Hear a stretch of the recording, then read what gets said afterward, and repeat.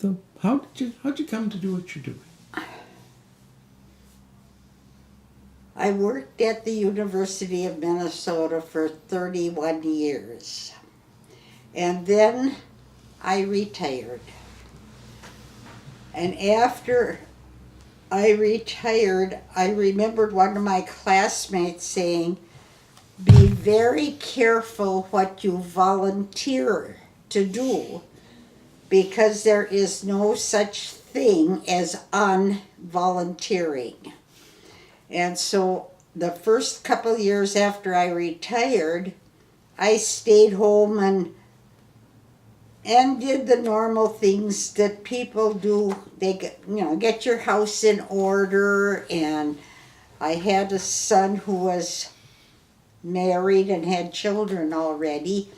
So I was home alone, and I decided I could do something. So I went up to Wade Park and I asked the park director, is there anything that I can do for you? And he gave me a few hour a week job of being receptionist with the Rec Plus program.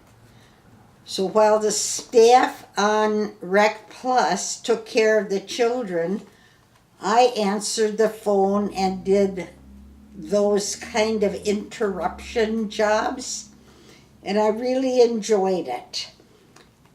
Then I thought, why don't we do something for the seniors? They're the people who babysit, and they're the people who pay their taxes, and they're the people who also pay the salaries for the people who work at the park. And we started a program called Seniors on the Go. And the Seniors on the Go program from Wade Park, the objective was to let the seniors experience the silent history of the wonderful state of Minnesota. Someone suggested, well, why don't you have a workforce and this and that? And I said, no, seniors work hard enough. Let them have a social group. So we would rent a bus and we went to any number of places. We went to the Mayo Clinic. We went to the Eagle Center in Wabasha. We went to Duluth. We went to the headwaters of the Mississippi. We saw all these places that some of us did not have the opportunity to see when we were working. Then along the line came the Senior Book Club, and along the line also came my interest in creative writing. And I have been doing creative writing since I was a junior in junior high. But it was just sappy stuff, and with rhyme and rhythm and emotion and all of that. And I decided that I wanted to concentrate a little bit on the creative side of my brain, because my whole working career was in the sciences. And so that's where I am right now, is doing the writings that I have been saving up in my brain ever since I was, 12 years old, 15 years old, something like that. I'm very proud of the fact that I am 86 years old. I know what's going on in my head. I know who I meet and what their names are. And I feel very fortunate and very blessed that I can still say that. There are so many people who unfortunately lose the ability to journey on through life after they retire. Their mental capacity is not as strong. Their physical capacity is not as strong. And I feel like somehow I've been blessed with the ability to keep on putting one foot in front of the other. So is there anything else that I can talk about? I can talk about what I wrote. Let's just take a minute first, because this business of retirement is so important to so many people. Was it difficult for you to retire? No. Because even if what you're doing is important work, a good share of it is routine. I enjoyed what I was doing. I was a research scientist, but I was ready to sit back and read some of my books, because I've got piles of them all over the house, to know something about, well, I did our family history, so to know something about the people who came before us and what they did, and what I was doing that was different. I was kind of proud of the fact that what I was doing was different. My son was married and had a couple children. He had one boy and one girl, and they were growing up healthy. And I was alone, and I'm not a television person. I find I'm getting to be more and more so, but at that time I was not a television person. I'm not a computer person. So I read so many of my books for the second and third time that I wanted to get out. I wanted a social outlet, because living alone is pretty lonesome. And so that's why I went up to the park and said, please, is there something I can do? And that's where I got involved in all these other activities that I'm doing then and now. I really enjoy people. I like the idea exchange. I don't want them always to be people who are interested in what I do. I'm interested in what they do. And so I find it very refreshing and very youth preserving to know what other people are doing and to be part of their activities and share some of the things that they like to do. And so that's where I'm coming from. I still feel youthful. Gee, you must have gotten to know, through the program you did for seniors, you must have gotten to know quite a lot of people, of retired people, and seen quite a lot of different approaches to retirement.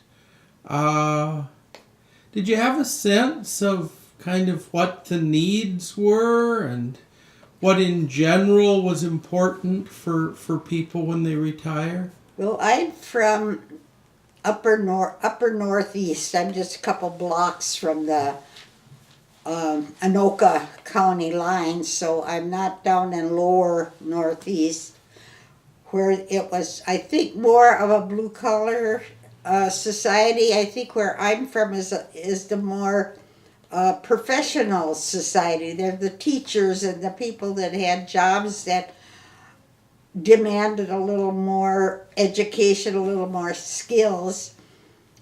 And I found that there were some that were just lonesome and isolated. And that was another objective, was the people who were isolated. We tried to reach out to them and say, come and join us. It only costs a couple dollars. We set up the program to be as inexpensive as possible. Everybody paid for their own lunch, so they didn't have to eat this canned menus that some people give when you have a group. They could have a cup of soup and call it enough, and they didn't have to worry about, and we tried to keep it cheap. We paid for the bus ride and we paid for admission into the events ahead of time. And because we were a group, we got group rates, and that helped. And the people who joined the group, some of them were very enthusiastic. Some of them just wanted to go out and have lunch with their friends. But it was nice to go to a different town and have lunch with their friends. And the events were secondary to some of them, but to others they were very enthusiastic about the events. We used to have at the park what we called a proper English tea. So we had china cups and little sandwiches and all that whole business. And we had usually some kind of a guest, someone who sang or storyteller or readers or somebody who presented us with a program after our tea. And the seniors participated in that by making the little sandwiches and by donating their china cups to be used, because we had the tea in china cups with tablecloths on the table. And we went to the Eagle Center and learned a lot about eagles. And we did different things. We went to New Ulm and saw the German heritage of that city. And that was the thing that was emphasized. And that was what the program was supposed to do. And most of the people who went enjoyed it. And we felt like if you wanted to go and you could afford it, you were welcome. There was no exclusions. And we did not have scholarships or anything like that. So it had to be a personal choice if you wanted to come. And we had as many as 40 or 50 seniors and as few as 10 or 11, depending on what the trip was about. And was it like the county that paid, that subsidized it or made it possible to pay for the bus and the admission? No, we figured out how much the bus would cost. And then and how much the admission into an event, like if we were going to a museum or something. And so we added that together, and then whichever seniors signed up for it, they paid that amount. So if we had 20 people and it was $200, each one had paid $10 or whatever. So it was totally self-financed. It was supposed to be self-financed, and that was one of the directives from the Minneapolis Park and Recreation Board. We had to be independently financed by ourselves. And we paid for our own lunch, so we didn't have to pay exorbitant amounts for the menu items. We could choose off of the standard menu of the restaurant. So this was a simple enough thing. Pretty much any community could do this. Any community. Then, within the last couple years, the program has changed a little. We've gotten different park directors, and the different park directors have their own idea of what they should do with the seniors. And so the program right now is kind of switching to a different activity, but it still exists. And so it's been going on for about 20 years, 22 years of the Senior on the Go Wake Park program. Wow. Have you been with it then for that whole 20 years? I started You started it. it. So you can be really proud. You beat the bat out. I mean, we're 21 years, but I'm very proud of our senior program. I'm proud of our seniors. They are so interesting. People don't give them credit for all the interesting things they can do or have done. And I think that it's just wonderful to recognize them. The park board has previously had a lot of programs for children, but not so many for the older citizens. I mean, they had the craft shows and the language and the travel things, but not something that they could shine at. And by going to these programs that we go to, many of them are so well informed. It's amazing. We're proud of ourselves. Yeah. And I'm proud of them. They're like my family. And how often did these events happen?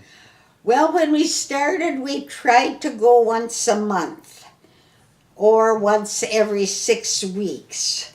But now we have scaled down. We don't go to things that aren't quite so pricey. And so we sometimes go to a movie. Sometimes we were just at Old Log a week or so ago on what we called a mystery tour. Nobody knew where we were going to lunch. Nobody knew where we were going to end up except the park director and whoever planned the program. And they all thought I should know, but I didn't have any idea. And it was just an adventure. It was great. So we saw the wedding singer at the Old Log, and we had a wonderful lunch at Maynard's over in Excelsior. But it was all a surprise. And we went with the vans from the park because then it was less expensive.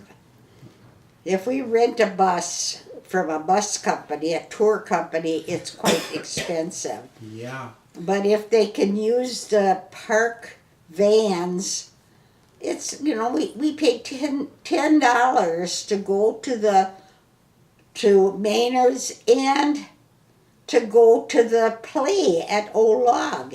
And if we had paid the full fee for Old Log, it would have been more than the $10. And we had the ride out there and the ride back to the park. It was great. Great. So 20 years, 22 years. And every month now the new park directors have arranged it at different parks. They have a senior lunch. And the Wade Park and Audubon Park are combined now. And so we go to Audubon Park the second Tuesday of the month for a lunch that is served there. And I think it's $7. And after lunch they play bingo for a little while, and then they can go home and have had a social time away from home. It's good. Well, I have to ask, since I'm 64, what's the age cutoff for your seniors? How old do you have to be a senior? If you're eligible for ARC, which is 50 years old, you're welcome. We usually discourage them bringing children or grandchildren because this is supposed to be a break from the responsibilities of babysitting and that sort of thing. Occasionally someone will ask, can I bring? And we have never turned anybody down. Nice. But we don't advertise that children are welcome. Oh. And so over this 20 years, who did the planning for all of these events? It must have been quite a planning job to pick a place and to arrange for tickets and so forth. Well, when I was doing it, I quit a couple of years ago because I couldn't see the phone numbers.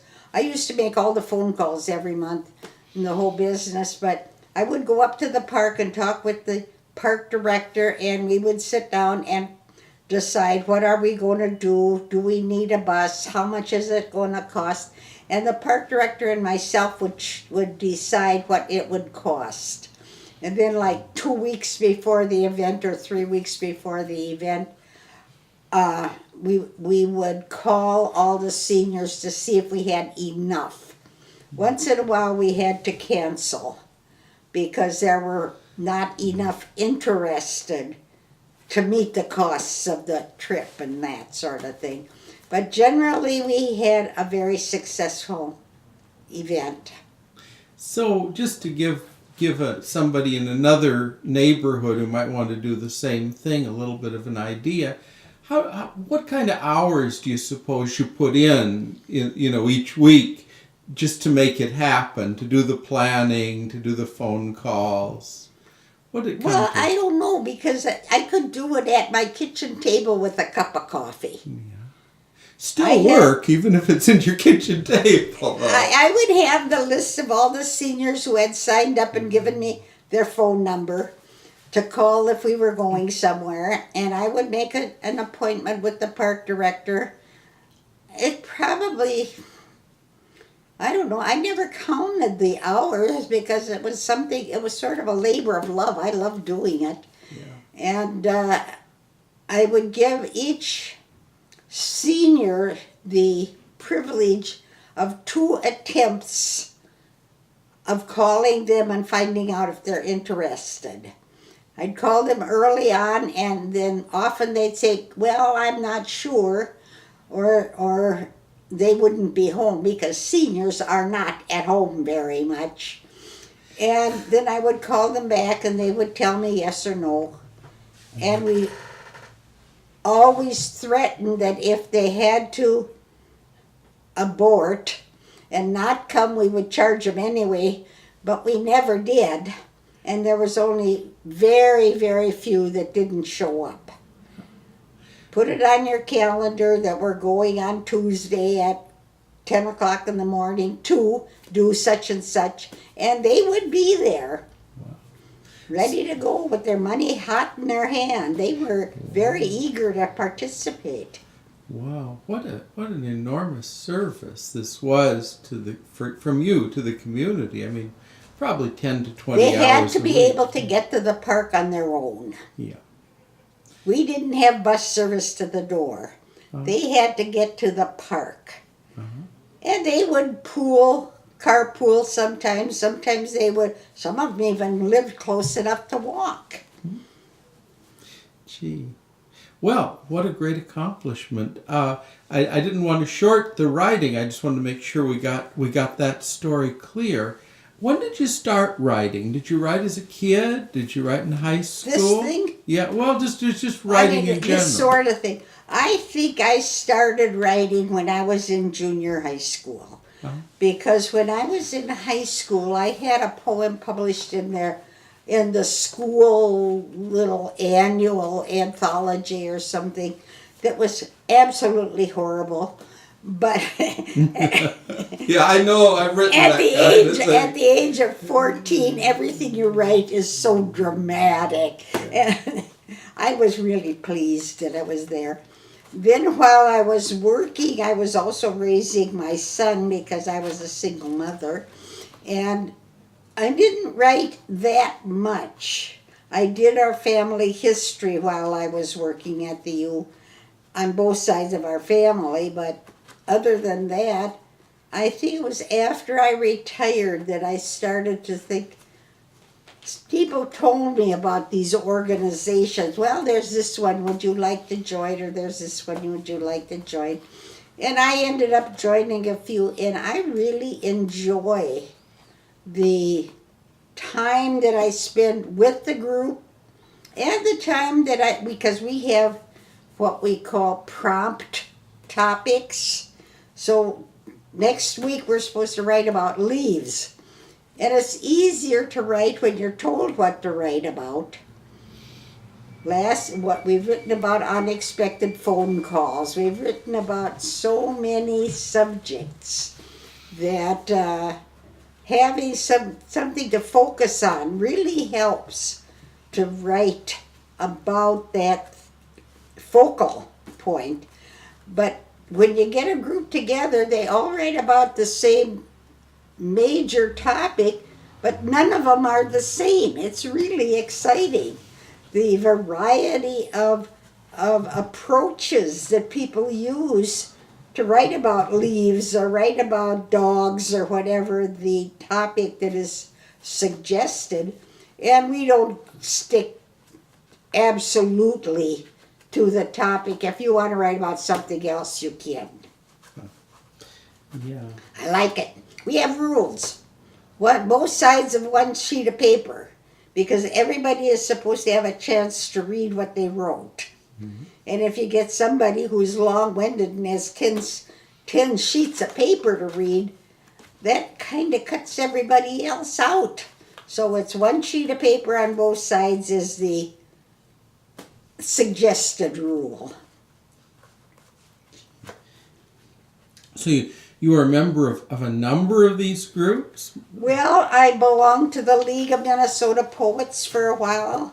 I belonged to the National Society of Poetry Writers, and that's countrywide.